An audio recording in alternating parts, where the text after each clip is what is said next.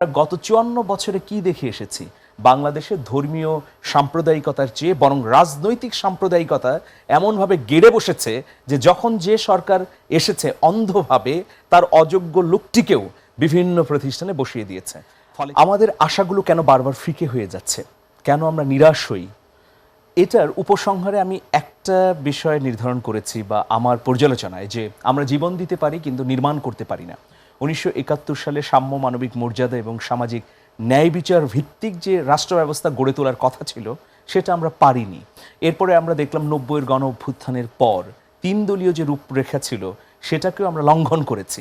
সর্বশেষ ২০২৪-এর এই যে সর্বব্যাপী গণ অভ্যুত্থান, এর পরে মানুষের মধ্যে বিপুল আশা জেগে উঠেছে, কিন্তু গত ১৮ বা ১৯ মাসে সেই আশাগুলোকে স্পর্শ করার মতো কোনো উদ্যোগ গ্রহণ করা হয়েছে কি, বা মানুষ কি সেই আশাতে নিজেকে স্থির রাখতে পেরেছে কিনা? দেখুন, একটা রাষ্ট্রের নাগরিকের অধিকার কিসের উপর নির্ভর করে? সেটা কি ধর্মের ভিত্তিতে, নাকি বর্ণ, গোত্র বা তার মতাদর্শের ভিত্তিতে? আমরা যদি মদিনা রাষ্ট্রের কথাও বলি, সেই রাষ্ট্রের নাগরিকের অধিকারও কিন্তু ধর্মের ভিত্তিতে নির্ধারিত হয়নি। রাষ্ট্রের নাগরিকের অধিকার নির্ধারিত হয় সেই রাষ্ট্রের তিনি সংবিধান অনুযায়ী নাগরিক কিনা। সেখানে তিনি মুসলিম না হিন্দু না খ্রিস্টান না বৌদ্ধ, এগুলো ধর্তব্যের বিষয় নয়, এটা নাগরিক অধিকার ক্ষেত্রে।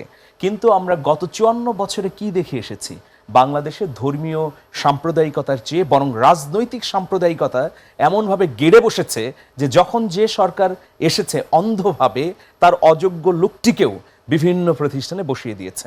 ফলে কি হয়েছে? এখানে দুর্নীতি হয়েছে, অব্যবস্থাপনা হয়েছে, দলীয়করণ হয়েছে, স্বজনপ্রীতি হয়েছে এবং একটা ভঙ্গুর কাঠামো তৈরি হয়েছে রাষ্ট্রের মধ্যে। তো আমরা এই যে ২৪-এর গণ অভ্যুত্থান দেখলাম, দল, মত, পথ নির্বিশেষে, বর্ণ, গোত্র, শ্রেণী, পেশা সব নির্বিশেষে বিভিন্ন ধরনের মানুষ এখানে অংশগ্রহণ করেছে। আমি যদি গণ অভ্যুত্থানের যে কোনো একটা মিছিলের ছবি সামনে রাখি, কি দেখব?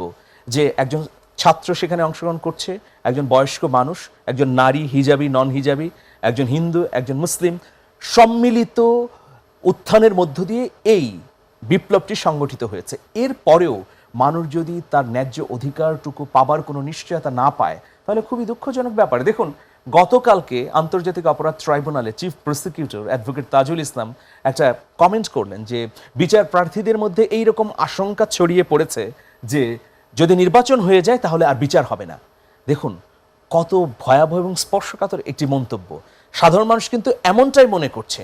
বারবার রাজনৈতিক দলগুলো মানুষের সঙ্গে প্রতারণা করেছে। ওই যে রাজনীতিতে একটা কথা আছে যে রাজনীতিতে শেষ কথা বলে কিছু নেই।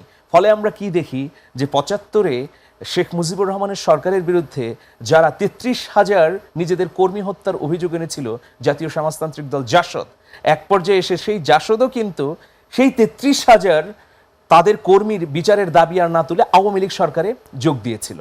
এভাবে আসলে সময় ক্ষেপণের মধ্য দিয়ে মানুষের জীবনের মূল্য আর থাকে না, বিচারও মানুষ পায় না। ফলে এই আশঙ্কাটা তো মানুষের মধ্যে গেড়ে বসেছে যে আসলে নির্বাচন হয়ে গেলে রাজনৈতিক সরকার ক্ষমতায় এলে, যেটুকু মনে হচ্ছে যে আমরা ১ বছর বা ১.৫ বছর পার না হতেই সবকিছু ভুলে যাচ্ছে, আগের অবস্থায় ফিরে যাচ্ছে, আগের কাঠামোতে ফিরে যাচ্ছে। এই বিষয়টা কি এরকম? কাঠামোকে আমরা সংস্কার করতে পারিনি যে প্রত্যাশাটা ছিল।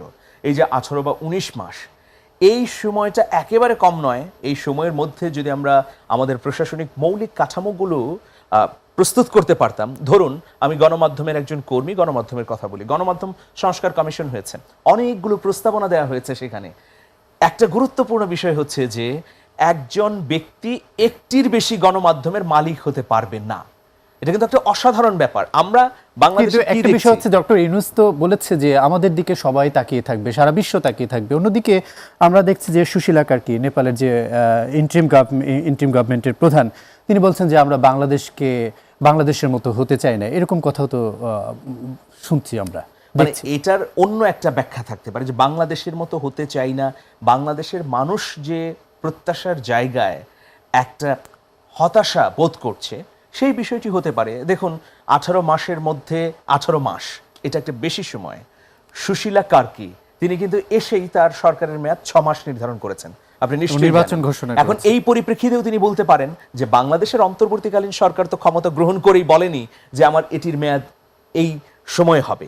এটা কিন্তু করা যদি যেত তাহলে সবচেয়ে ভালো হতো যে ডক্টর মোহাম্মদ ইউনূস 8ই আগস্ট 2024-এ যখন শপথ নিলেন তার অন্তর্বর্তী সরকারের পরিষদ সহ, তখনই তিনি যদি বলে দিতেন যে আমরা এতদিন ক্ষমতায় থাকছি, রোড ম্যাপটা দিয়ে দিতেন যে এভাবে এভাবে আমরা সংস্কারগুলো করব, বিচার কার্যক্রম এগিয়ে যাবে এবং সর্বশেষ নির্বাচন। এখন এই প্রান্তে এসে সময়ের আমরা সংস্কারের কথা আর কি বলবো, বরং আমাদের সামনে সবচেয়ে মোস্ট প্রায়োরিটি হচ্ছে নির্বাচন। সেই নির্বাচন একটা বিষয় হচ্ছে যে অবাধ সুষ্ঠু হয়। জি,